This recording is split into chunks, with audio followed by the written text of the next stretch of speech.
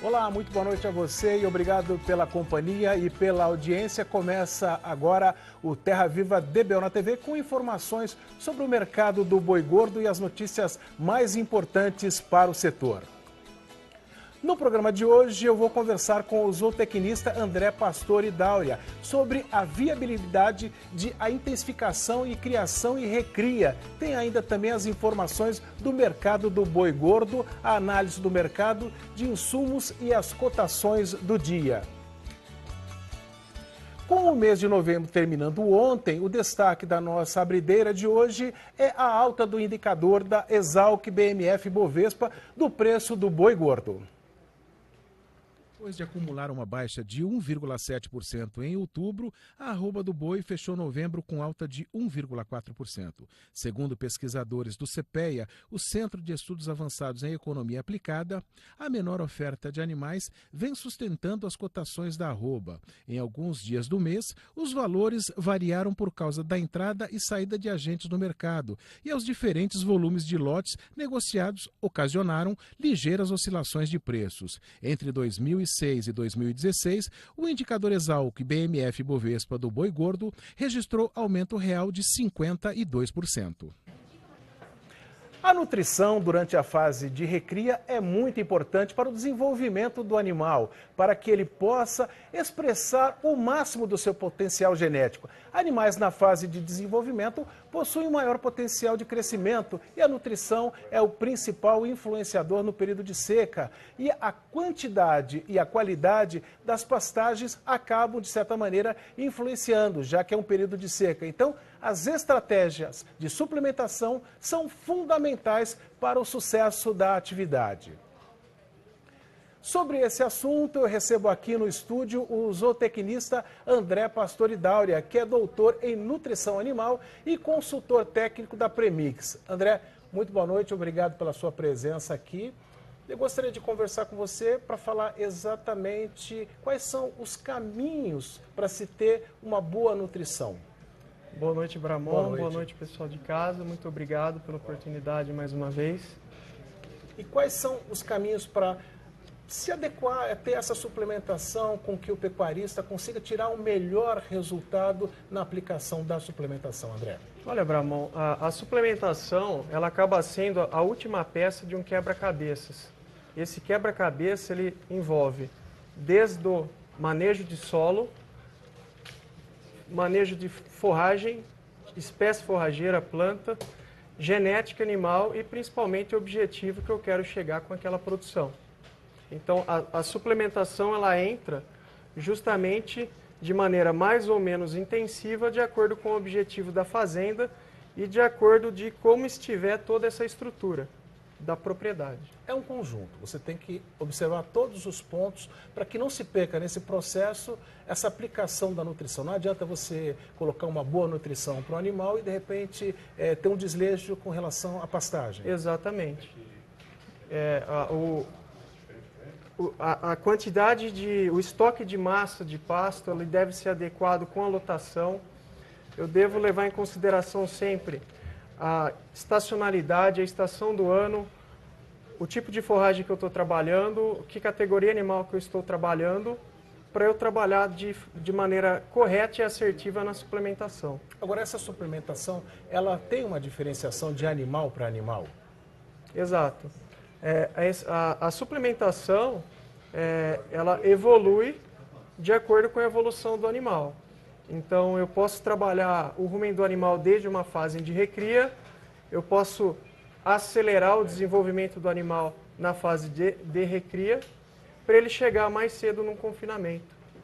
Agora, você tem nesse processo que você falou que é um processo que tem começo, meio e fim, você tem etapas. Então, você começa com o processo de nutrição com o suplemento e ele vai variando de acordo com a criação com o animal. Conforme ele vai ganhando peso, você vai automaticamente mudando essa suplementação ou com mais nutrientes. Como é que funciona isso, André?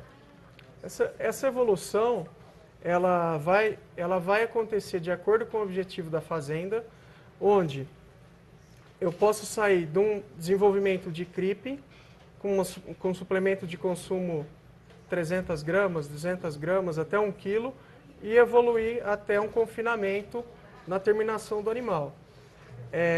O importante é encurtar os ciclos e ter controle desses ciclos.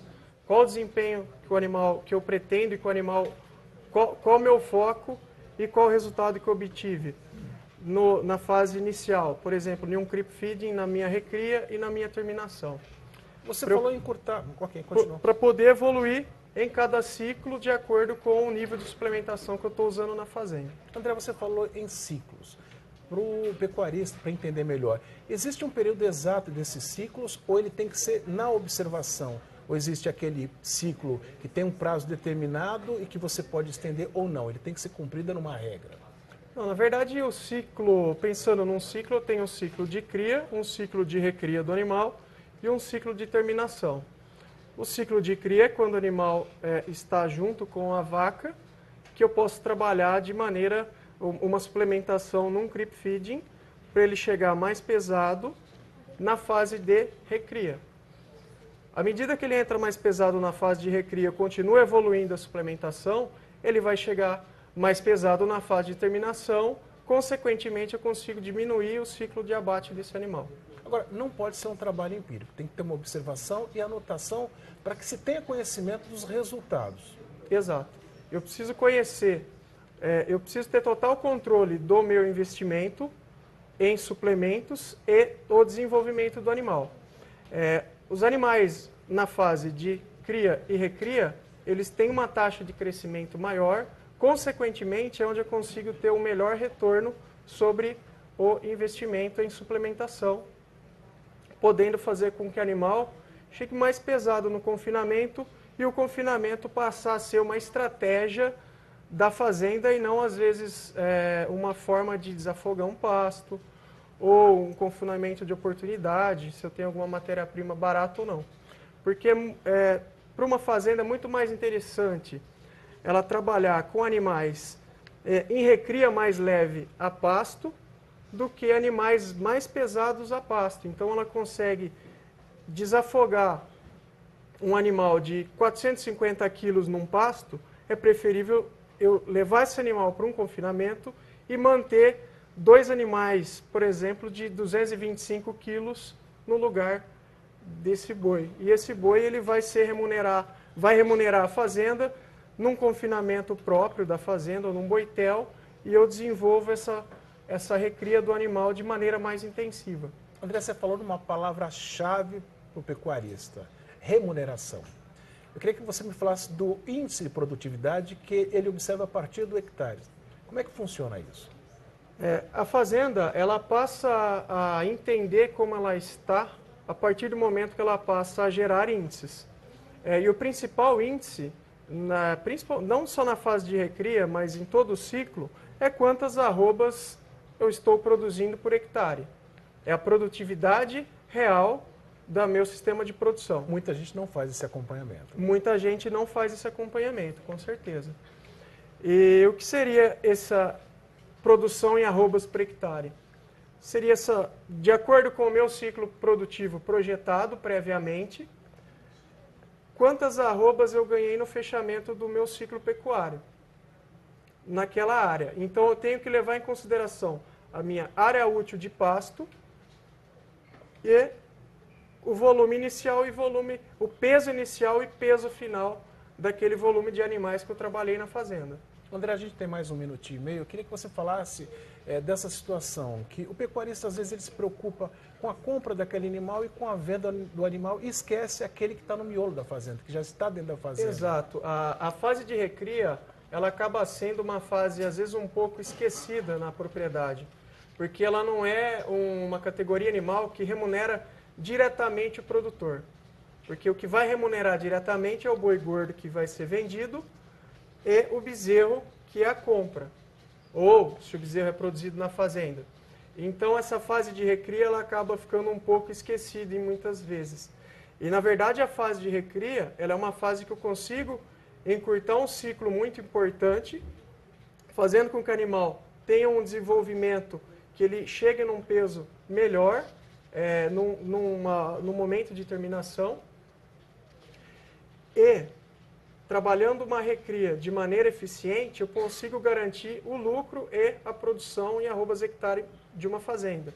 Hoje, uma fazenda, para se ter uma remuneração comparável à agricultura, o pessoal trabalha em torno de 12 arrobas por hectare ano. Nós já desenvolvemos um sistema que nós conseguimos produzir pelo menos 30 arrobas por hectare ano somente na fase de recria. Então, trabalhar com os números da fazenda é fundamental para poder evoluir com a produção. Quer dizer, não se faz uma boa produção, não se tem produtividade, não se tem sustentabilidade, não se tem ganho, se esses números não estiverem numa planilha, e a observação é fundamental. André, muito obrigado pela sua participação aqui no Terra Viva DBO na TV e até uma próxima oportunidade. Uma boa noite. Boa noite, eu que agradeço. Boa noite, pessoal de casa. Muito obrigado. Agora nós vamos para um rápido intervalo e no próximo bloco as informações do mercado do boi gordo e análise do mercado de insumos para essa semana. Daqui a pouco a gente volta já já. Estamos de volta com o Terra Viva DBO na TV. Vamos agora ver a análise do mercado de insumos para esta semana. E hoje eu vou falar um pouco sobre o mercado do milho neste final de segunda quinzena de novembro. Bom, o que a gente pode dizer é um mercado mais frouxo comparativamente com o início do mês. Os negócios na região de Campinas acontecendo aí por volta de R$ 31,00, R$ 31,50 por saca de 60 quilos, frente a negócios aí mais próximo de R$ 32,00, R$ 32,50 por saca no início do mês. Basicamente, a gente tem uma menor movimentação, com a ponta vendedora aí ofertando menos produtos, né, talvez acreditando num cenário mais firme para o início do ano. E também outro ponto que tem pesado são as exportações, diminuindo um pouco o ritmo comparativamente também com o início do mês e comparativamente com outubro, né? Até com relação aos dados, né, a gente tem aí em novembro, até a terceira semana, 201 mil toneladas embarcadas por dia, em média, no caso aí do milho grão, e esse volume foi de pouco mais de 244 mil toneladas em outubro deste ano. Mas, de qualquer maneira, o volume embarcado em média por dia, agora em novembro, tem sido aí pelo menos 300% acima do registrado no mesmo período do ano passado. Então, esses dois fatores, essa menor movimentação interna e também para a exportação, acabou tirando um pouco aí a pressão de alta no mercado do milho, mas a expectativa é de um cenário aí, pelo menos, andando de lado até o começo do ano que vem. Né? Esses dois fatores, exportação, que deve seguir ainda em bons volumes, pelo menos até janeiro, fevereiro do ano que vem, e também essa questão, essa preocupação com relação à redução da produção na safra 17/18, né? Tanto na primeira safra, como também, possivelmente, o clima impactando aí na produção de milho de segunda safra. Ou seja, o mercado deve seguir firme, pelo menos até o início da colheita da safra de verão, ou seja, a partir de meados, aí, final de janeiro de 2018. Por hoje é isso aí, eu sou Rafael Ribeiro, sou zootecnista e consultor de mercado da Scott Consultoria. Um abraço e até a próxima. E vamos agora para a análise do mercado e a cotação do boi gordo. De acordo com a análise do pessoal da Scott Consultoria, a semana terminou com a cotação da arroba do boi gordo firme e em alta. Em Goiás, por exemplo, o cenário foi de mais um dia de alta na capital goiana e no sul do estado. Nos últimos 30 dias, o preço da arroba do boi gordo aumentou 7,8% na região de Goiânia e 6,2% na região sul. Com escala de abate em 3 dias e considerando o mercado no geral, a oferta restrita de boiadas permite que as compras sejam feitas acima das referências de mercado. Em relação ao consumo de carne bovina, o quadro está positivo esta semana, com aumento tanto para a cotação da carne sem osso como a com osso. O boi casado de bovinos castrados está cotado em R$ 9,52 o quilo, alta de 1,7% nos últimos 7 dias. E de acordo com o balanço do dia da Scott Consultoria, entre as 32 praças pesquisadas foram apuradas 6 mudanças nas cotações, sendo que todas foram para cima. Em Goiânia, capital de Goiás, a alta foi só para o boi, que agora está valendo R$ 139,50, com prazo de 30 dias já descontado o fundo rural.